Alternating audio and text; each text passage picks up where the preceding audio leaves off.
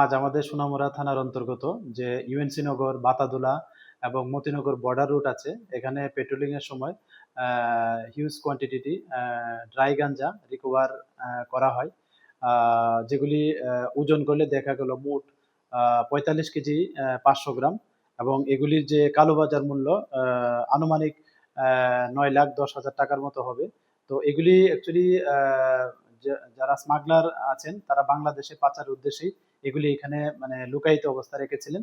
তো এ নিয়ে আমাদের সোনামুড়া থানাতে ইনকোয়ারি স্টার্ট হয় যে এগুলির প্রকৃত মালিককে এবং এগুলির সঙ্গে কারা যুক্ত আছেন।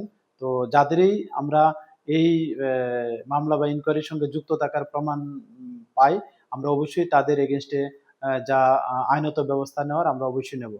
আর এই যে অপারেশনটা এটা লিড করেছে আমাদের যে ইউএনসি নগর বিউপির বিএসএফ এবং বাতাদুলা বিউপি বিএসএফ 81 ব্যাটালিয়ন, ওনারা পার্টিসিপেট করেছেন। Thank you.